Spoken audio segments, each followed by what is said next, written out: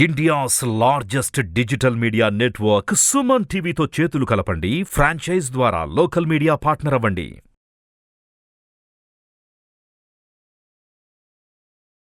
నమస్కారం, నేను మీ జాహ్నవి. మనతో ఉన్నారు ప్రముఖ జ్యోతిష్య వాస్తు పండితులు, జ్యోతిష్య వాస్తు శిక్షణ నిపుణులు, లలిత ఉపాసకులు బ్రహ్మశ్రీ నానాజీ పట్నాయక్ గురువు గారు. మాట్లాడేద్దాం. నమస్కారం గురుగారు. గురుగారు, కార్తీక మాసం, కార్తీక పౌర్ణమి అసలు చాలా చాలా విశిష్టమైన రోజు. అయితే ఈ కార్తీక పౌర్ణమి రోజు చాలా విశేషం. దీపాలు వెలిగించడం.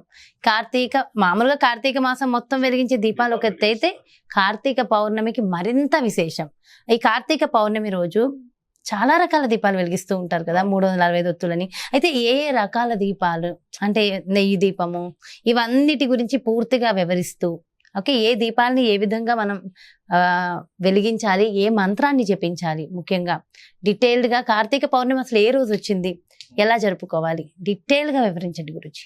మనకి కార్తీక పౌర్ణమి అనేటువంటిది 2 రోజులు చేసుకోవచ్చు. ఈసారి ఆదివారము సోమవారము చేసుకోవచ్చు.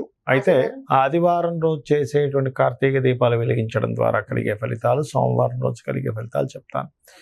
కీర్తి, సంతాన ప్రాప్తి, ఒక రాజకీయ పరంగా లాభము, అధికారం కావాలి అనుకునేటువంటి వారు ఆదివారం వెలిగిస్తే సత్ఫలితాలు ఉంటాయి. సోమవారం నాడు వెలిగించేటువంటి దాని మూలంగా వీరికి ఏంటంటే మనశ్శాంతి, అనవసరంగా ఇప్పుడు ఒక ప్రదేశాన్ని మారడం వల్ల మంచి జరుగుతుందా లేదా అని భయపడేవారు, మానసిక రుగ్మతలు ఉన్నటువంటి వారు సోమవారం చేయడం ద్వారా క్లియర్ అవుతుంది. అయితే ఇక్కడ ఈ కార్తీక పౌర్ణమి రోజు చేసేటువంటి దీపారాధన, అదేవిధంగా ఆ రోజు ప్రత్యేకంగా మార్కండేయుడి యొక్క సంబంధించి చదువుకోవాలి. మార్కండేయ పురాణం, మార్కండేయుడికి సంబంధించిన విషయం గుర్తు చేసుకోవాలి. ఎందుకు అంటే కార్తీక పౌర్ణమి ఎవరైతే చేస్తారో ఆయుష్ పెరుగుతుంది, అపమృత్యు దోషం పోతుంది. కార్తీక పౌర్ణమి రోజు ఎందుకు అంటే రవిచంద్రులు పరస్పర వీక్షించుకుంటున్నప్పుడు పౌర్ణమి వస్తుంది. ఎప్పుడు కూడా ఈ రవిచంద్రుల వీక్షణలో ఉన్నప్పుడు, ఎప్పుడైనా సరే రవిచంద్రులు కలిసి ఉన్నా, రవిచంద్రులు వీక్షించుకుంటున్నా, పక్కపక్క రాశుల్లో రవిచంద్రులు ఉన్నా, రవిచంద్రుల ఫలితాలు ఏదైనా ఒక గ్రహం ఇస్తూ ఆ వారం ఏదైనా అయినా, ఆ రోజు చేసేటువంటి ఎటువంటి పూజ అయినా గుర్తుపెట్టుకోండి ఆయుష్ని పెంచుతుంది. ఎందుకంటే మీరు కనుక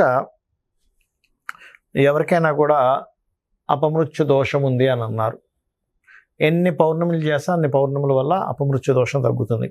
రెండవది, ఇడాపింగళ నాళ్ళు ఉంటాయి. ఇలా ఈ ఉంగరం వేలుతో ఇలా పెట్టుకొని లోపల తీసుకొని మూసి బ్లాక్ చేసి మళ్ళీ ఎడం దాంతో వదిలి మళ్ళీ తీసుకొని చేస్తూ ఉంటారు. చంద్రశేఖర అష్టకం అని ఉంటుంది. చంద్రశేఖర చంద్రశేఖర చంద్రశేఖర పాహిమాం అనేటువంటిది. సహజంగా ఈ కార్తీక పౌర్ణమి రోజు ఆ అష్టకం చదువుకున్నా మంచిదే. చంద్రశేఖర చంద్రశేఖర చంద్రశేఖర రక్షమాం, కేవలం ఈ 2 లైన్లు చదువుకున్నా మంచిదే. ఈరోజు మొత్తం చదవలేకపోయినా కూడా. అయితే ఈ కార్తీక పౌర్ణమి రోజు ప్రత్యేకంగా మార్కండేయుడికి సంబంధించినటువంటిది, మార్కండేయుడి జననం విషయంలో ఏం జరుగుతుందంటే, మార్కండేయుడి యొక్క తండ్రి ఈశ్వరుని ప్రార్థిస్తాడు. ఈశ్వరుని ప్రార్థించినది మాత్రం వెంటనే ఇవ్వడండి, మనకు సినిమాలో చూపించినట్టుగా. ప్రార్థించినప్పుడు పరమేశ్వరుడు ప్రత్యక్షమై నీ యొక్క పుణ్యాన్ని బట్టి నీకు 100 సంవత్సరాలు బతికేటువంటి బుద్ధి లేనటువంటి కొడుకు ఇవ్వచ్చు, లేదా 12 సంవత్సరాలు బతికేటువంటి మహాజ్ఞానాన్ని ఇవ్వచ్చు. ఈ రెండిట్లో ఏం కావాలో కోరుకో అంటాడు. ఎందుకంటే మీరు ఆదిశంకరాచార్యుల వారి వృత్తాంతంలో కూడా ఆ అమ్మవారిని ప్రార్థించినప్పుడు మొట్టమొదటిగా ఆ అమ్మవారు ఏం చెప్తుందంటే, నువ్వు అడుగుతున్నావు శంకరా, కాకపోతే ఆవిడికి పుణ్యం లేదు నేను ఇవ్వడానికి అంటుంది. అంటే ఏంటి, పుణ్యం ఈజ్ కంపల్సరీ. మీకు భగవంతుడు అంటే దేవతా స్వరూపం మీకు అనుగ్రహించాలంటే పుణ్యం లేనిదే అనుగ్రహించలేదు. ఈ కార్తీక మాసం అంతా కూడా ఏంటంటే పుణ్యాన్ని సంపాదించుకునే మాసం ఇది. సేవింగ్ చేసుకుంటున్నాం మనం పుణ్యాన్ని. అయితే ఈ అలా అడిగినప్పుడు అతను ఏం చెప్తాడంటే, 12 సంవత్సరాల ఆయుష్ ఉన్నా పర్లేదు, మంచి జ్ఞాని, భక్తిపరుడు, మంచివాడిని మంచి అడుగుతాడు. సరే, అదే రకంగా అతని భార్య గర్భవతి అవుతుంది, జనించడం జరుగుతుంది. చిన్నప్పటి నుంచే మంచి జ్ఞాని కాబట్టి చిన్నప్పటి నుంచి చక్కగా స్తోత్రాలు చదవడం ఇవన్నీ చేయడం జరుగుతూ ఉంటుంది.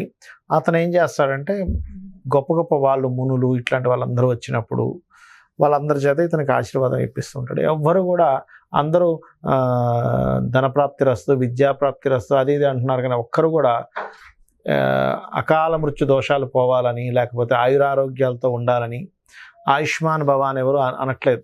ఒక్కరైనా ఆయుష్మాన్ భవ అంటారేమో అని చూస్తుంటే ఎవరు అనరు.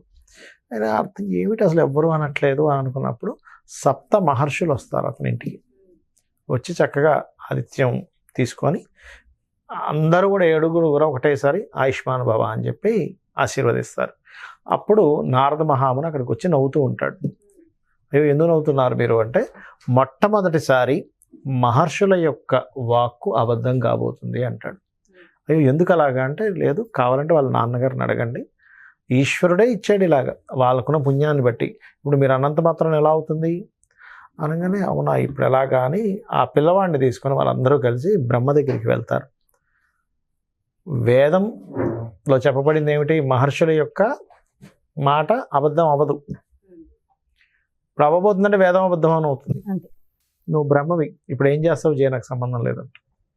అప్పుడు ఆ బ్రహ్మ ఏం చేస్తాడు, నాన్న నీకు ఇంకా తక్కువ టైం ఉంది కాబట్టి చక్కగా కాశీకి వెళ్ళు, అక్కడ కూర్చో, నువ్వు రోజు శివార్చన చెయ్యి, చేసినట్లయితే ఆ శివుడే నిన్ను కాపాడతాడు అని చెప్పి చెప్పడం జరుగుతుంది. చక్కగా అతను రోజు ఉదయాన్నే నిద్రలేయడం. ఎందుకంటే శివుని యొక్క నామం కనుక తలుచుకుంటే వారికి యమలోకంతో కానీ యముడితో కానీ యమకింకురులతో కానీ అతనికి చూడడు అంటూ ఉంటారు. ఆ రకంగా ఆ యొక్క మార్కండేయుడు రోజు శివార్చన చేస్తూ ఉంటాడు. రానే వస్తుంది అతని 12 సంవత్సరాల ఆయుష్ మూడిపోయేటువంటి యమకింకరులను పంపిస్తాడు యముడు, వెళ్ళి తీసుకురండి అని. వాళ్ళు వెళ్ళలేకపోతారు అతని దగ్గరికి, ఎందుకంటే శివుని యొక్క తేజస్సు ఉన్న దగ్గర యమకింకరులు రారట. అమ్మో మేము వెళ్ళలేకపోతున్నాం, ఆ దగ్గరికి వెళ్ళలేకపోతున్నాం అని వెనక్కి వచ్చేస్తారు. అప్పుడు సాక్షాత్ ఆ యొక్క యమధర్మరాజే వెళ్తాడు. వెళ్ళంగానే అందరికీ కనపడ్డారు. యమధర్మరాజు అంత యాక్సిస్ అంత ఈజీ కాదు, ఇతనికి కనిపిస్తాడు. మార్కండేయుడికి కనపడంగానే నమస్కరిస్తాడు. నమస్కరించినప్పుడు ఆ యొక్క యమధర్మరాజు, ఓహో నేను నీకు కనపడ్డానంటే నువ్వు చాలా పుణ్యం చేసుకున్నావు అని, ఇంకా అంటే నేను నీ వాడని కాదు అంటాడు ఆ మార్కండేయుడు అని. పాశం తీసే లోపల ఒక పరుగున వెళ్ళి శివుణ్ణి పట్టుకుంటాడు. పట్టుకున్నప్పుడు శివుని పట్టుకున్నంత మాత్రం నేను వదిలేస్తాను, నా బాధ్యత నాకు అప్పచెప్పాడు, నా బాధ్యత నేను చేస్తున్నానని మళ్ళీ పాశం వేయబోతే శివ అని చెప్పరవగానే ఆ యొక్క ఈశ్వరుడు అమ్మవారి సమేతంగా చిటికిన వెళ్తే అమ్మవారిని పట్టుకొని సమేతంగా వచ్చి ఒక్క తనుదంతాడు యముడిని. తన్ని ఈ అబ్బాయిని దగ్గర తీసుకుంటాడు. ఆ ఒక్క తనుతో ఆ యముడు కూడా మరణిస్తాడు. ఇన్నప్పుడు అందరు దేవతలు వచ్చి ఇప్పుడు కాలం నడవాలంటే మరి అతని కాలం సంబంధంగా ఆయన పని ఆయన చేశాడు కదా అంటే, సరే అతను మళ్ళీ బ్రతికిస్తాను. ఎప్పుడు బ్రతికిస్తాను, నా భక్తుల జోలికి ఎవరైతే రారో, ఇతను రాకూడదు నా భక్తుల జోలికి. అంటే ఆయన నమ్ముకునే వాళ్ళకి మరణం ఉండదంటారు. మరణం ఉండదని కాదు, యమబాధలు ఉండవు. ఇప్పుడు యమబాధలు అంటే మామూలు విషయం అనుకుంటున్నారా, యమబాధలు ఉండవు. నన్ను ఎవరైతే స్మరిస్తారో వాళ్ళ జోలికి వెళ్ళకూడదు. అలా అయితే నేను మళ్ళీ బతికిస్తాను. సరే అని అదే ఒప్పందం. అందుకే ఒక్కొక్కరు శివుడి నామం విన్నప్పుడు ఒక్కొక్కరు ఒక్కొక్క రకంగా స్పందించినప్పుడు యముడు మాత్రం అబ్బా అని ఇలా పట్టుకుంటాడు. అంటే ఆయన అని అంటుంటారు. అంటే ఏమిటంటే ఇక్కడ శివనామ స్మరణ ఏం చేస్తుంది అంటే, కేవలం శివ శివ శివ శివ అనుకుంటే వస్తుందా అంటే వస్తుంది, రాదని కాదు. కానీ శివుడు అంటే ఏంటో తెలుసుకోగలగాలి ఇక్కడ మనం. అంటే దేని మీద మీకు కోరిక అంటే అన్నిటితో అటాచ్గా ఉంటారు, డిటాచబుల్గా ఉంటారు. శివతత్వం అంటే ఏంటంటే అన్ని బాధ్యతగా చేస్తూ ఉంటారు. ఇప్పుడు ఈశ్వరుడు ఉన్నాడు, అందరికి అన్నీ ఇస్తూ ఉంటాడు. అలా ఇది నాది అని ఉంటుంది ఆయనకి. అలా అటాచ్ అండ్ డిటాచబుల్గా ఉండే తత్వం మీకు ఎప్పుడైతే వస్తుందో ఇంకా జన్మ ఉండదు. జన్మ ఎప్పుడైతే లేదో యమ బాధ ఉండదు, మోక్షం కదా. అది దాని లాజిక్ ఏమిటి అంటే, ఇంక జన్మరాహిత్యము ఎప్పుడు జరుగుతుంది, అటాచ్డ్గా ఉండదు, డిటాచ్డ్గా ఉండడు. అలా తామరాకు మీద నీటి బొట్టిలాగా అన్నమాట. అయితే ఈ యొక్క మాసంలో ఈ కథ వినాలి. చంద్రశేఖర చంద్రశేఖర చంద్రశేఖర పాహిమాం, చంద్రశేఖర చంద్రశేఖర చంద్రశేఖర రక్షమాం అనే మంత్రం చేసుకోవాలి.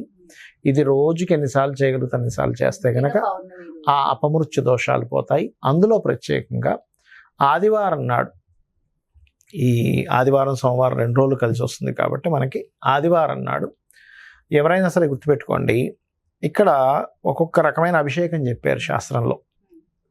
ఇప్పుడు శత్రు బాధలు ఉన్నాయనుకోండి, ఆదివారం కానీ కొన్నిసార్లు శనివారం మంగళవారాలు కూడా చెప్పారు. దీనికి ఆవాలు ఉంటాయి, నల్లావాలు ఉంటాయి. నల్లావాలు తీసుకొని 8 కిలోల నల్లావాలు తీసుకోమని చెప్పారు. అయితే ఇది నిజంగా శత్రువు అయితేనే, మీకు మీరేదో ఊహించేసుకున్న వాళ్ళ శత్రువు అనుకున్న వాళ్ళ మీద చేస్తే ఉండదు. ఒక తెల్లటి వస్త్రాన్ని చక్కగా శివలింగం మీద వేసి 8 కిలోల నల్ల ఆవాలతో కనుక అభిషేకం చేస్తే శత్రు ఇమీడియట్లీ అక్కడ మనకి బాధపోతుందట. శత్రు మిత్రుడు అయ్యేది వేరు, తెల్లావాలు చేయాలి దానికి. తెల్లావాలతో అభిషేకం చేస్తేనేమో శత్రువుడు మిత్రుడు అవుతాడు, నల్లావాలతో చేస్తే శత్రువుడు నశిస్తాడు. ఆదివారం చేయొచ్చు, శనివారం చేయొచ్చు, మంగళవారం చేయొచ్చు. ఓకే. అయితే ఈ కార్తీక మాసంలో ప్రత్యేకంగా మరొక విషయం ఏంటంటే, ఇక్కడ కార్తీక మాసంలో కార్తీక సోమవారం కానీ శుక్రవారం కానీ మల్లె మొగ్గలతో గనక స్త్రీ గనక మల్లె మొగ్గలతో శివునికి అభిషేకం చేస్తే మంచి భర్త రావడము, వివాహం తొందరగా కుదురుతుంది మల్లె మొగ్గలతో చేస్తే కనుక. పురుషులకి మల్లె పువ్వులతో చేయమని చెప్పారు. మల్లె పువ్వులు వేరు, మొగ్గలు వేరు. వికసిస్తేనేమో పువ్వు, వికసించక ముందు మొగ్గ. ఇదంతా శివపురాణంలో విషయం, నా సొంత కవిత్వం కాదు ఇది. శివపురాణంలో ఉంది, చదువుకోండి కావాలంటే. మల్లె పువ్వులతో గనక అభిషేకం చేసినట్లయితే పురుషుడికి మంచి భార్య రావడము, వివాహం కుదరడము జరుగుతుందని చెప్పబడింది శాస్త్రంలో. చెరుకు రసంతో చేస్తే ఆనందము, అదేవిధంగా మిశ్రి, పటిక బెల్లం, పటిక దీంతో చేస్తే కూడా కొంచెం పనులు ముందుకు కదలడము, ఆనందము, కొంచెం ఈ మానసిక రుగ్మతలు కూడా పోవడం జరుగుతాయని శాస్త్రం చెప్పింది. అయితే ఈ కార్తీక మాసంలో ప్రత్యేకంగా ఈ ఆది సోమవారాల్లో సోమవారం 2 రోజులు పౌర్ణమి వచ్చింది కాబట్టి, అంటే ఈరోజు రాత్రి వచ్చింది, పగలు వచ్చింది, ఇక్కడ మధ్యాహ్నం వరకు ఉంటుంది. ముఖ్యంగా ఆదివారం కంటే కూడా సోమవారం అన్నదానం ఇంకా గొప్పది. అయితే కార్తీక మాసం మొత్తము దానం మంచిదే, సోమవారం మరింత మంచిది అన్నదానం కనుక చేసినట్లయితే. అలాగే ఇంకోటి ఏంటంటే, ఇక్కడ అన్నదానం లేదండి మాకు ఇక్కడ ఎవరో తీసుకోవట్లేదు, గోవుకి ఏదైనా పెట్టవచ్చా అని అడుగుతూ ఉంటారు. బియ్యపు పిండిని పెట్టవచ్చు, లేదా ముల్లంగి, కీర లాంటి పదార్థాలు కూడా పెట్టవచ్చు. కొన్నిసార్లు గోవులు కూడా ఉండవు. అలాంటప్పుడు ఏం చేయాలి? ఎవరైనా మీకు అతిథి ఉంటే అతిథిని పిలిచి కూడా భోజనం పెట్టవచ్చు, చక్కగా మంచి ఫలితం ఉంటుంది. ఎందుకంటే మనము కార్తీక పురాణాలు అనేకమైనటువంటి వృత్తాంతాలు, కథలు చదువుకునేటప్పుడు అతను శివుడికి పెట్టిన నైవేద్యాన్ని ఇవ్వగా వాళ్ళకి మోక్షం వచ్చిందని, లేకపోతే వాళ్ళకి మాటలు వచ్చాయని మనం వింటూ ఉంటాం మనం. అందుకని అంత గొప్పదన్నమాట కార్తీక మాసం, కార్తీక పౌర్ణమి. నిజంగా అంటే కార్తీక పౌర్ణమి, ముఖ్యంగా కార్తీక మాసంలోనే ఆదివారం, సోమవారం, అందులో అదే రోజు పౌర్ణమి వచ్చింది కాబట్టి ఆ విశిష్టత. ఈ ఆది సోమవారాలు 2 రోజులు కూడా చేసుకుంటే ఆయుష్ పెరుగుతుంది. అంటే ఎలాంటి ఏమంటారు ఆరోగ్య సమస్యలు లేకుండా తగ్గడము. ఇప్పుడు చూడండి, కొంతమందికి మనం జాతచక్రం చూసినప్పుడు అష్టమం పాడైనా, తృతీయం పాడైనా, దశమం పాడైనా, శని భగవానుడి యొక్క స్థితి సరిగ్గా లేకపోయినా, కుజుడు పాడైనా ఏమవుతుందంటే ఆయుర్దాయం తగ్గుతూ ఉంటుంది. అలాంటప్పుడు జాతక చక్రం చూసి అల్పాయుష్యుడను, లేకపోతే అకాల మృత్యువులు ఉన్నాయని అంటూ ఉంటారు. అలాంటి దాన్ని కూడా లలిత సహస్రనామాలు చేసుకొని ప్రాణాయామం చేసిన, విష్ణు సహస్రనామాలు చేసుకొని ప్రాణాయామం చేసిన, అందులో వీటన్నిటికంటే కూడా చంద్రశేఖర అష్టకం చేస్తూ ప్రాణాయామం చేసిన ఆయుష్ పెరుగుతుంది. అయితే గురుగారు ఒక చిన్న రిక్వెస్ట్, ఈ మధ్య కాలంలో మీరు చెప్తున్నారు కదా లలితతో ప్రాణాయామం చేస్తూ చేయాలని, ఒక్కసారి ఒక ఎపిసోడ్లో అంటే ఏ విధంగా మనం ప్రాణాయామం ద్వారా అమ్మవారి నామాన్ని ఎలా జపించాలనేది మన వ్యూవర్స్ చాలా మంది రిక్వెస్టెడ్ క్వశ్చన్ ఇది. నిజంగా నేను ఇంకా లైట్ చేశాను. సో నెక్స్ట్ వీడియోలలో ఖచ్చితంగా అవి కూడా చెప్తే చాలా మంది వెరీ ఇంట్రెస్టెడ్. నిజంగా నేను కూడా అంటే అది చేస్తూ ఒక్క నామాన్ని పట్టుకుని ఆ నామ జపం ఎలా చేయాలనేది మీరు ఖచ్చితంగా ఈ వీడియోలో అయితే ఇవ్వాల్సిందే. రిక్వెస్టెడ్ క్వశ్చన్స్ ఇవి. Okay, thank you so much గురువు గారు. నమస్కారం. చూసారు కదండి, మరి ఇది కార్తీక మాసంలో ఆదివారము సోమవారానికి ఉన్నటువంటి విశిష్టత. అందున కార్తీక పౌర్ణమి అదే ఆదివారము సాయంత్రము, సోమవారం ఉదయం వచ్చింది కదా, మరి ఆ రోజుని ఎలా జరుపుకోవాలి, అసలు ఎలాంటి కష్టాల్లో ఉన్న వారికి ఈ కార్తీక పౌర్ణమి ఉపయోగపడుతుంది, ఏ విధంగా పూజ చేయాలి అనేది చాలా డీటెయిల్గా వివరించారు కదా గురూజీ. మరో చక్కటి ప్రత్యేకమైన కార్యక్రమంతో మళ్ళీ మీ ముందుకు వచ్చేస్తాను. మరి అదేవిధంగా మీ యొక్క జాతకానికి సంబంధించి కానీ, లేదంటే మీ ఇంటి వ్యాపార వాస్తుకు సంబంధించి కానీ గురువు గారిని సంప్రదించాలి, అపాయింట్మెంట్ కావాలి అనుకుంటే క్రింద డిస్ప్లే అవుతున్నటువంటి నెంబర్స్కి కాల్ చేయండి. నమస్తే.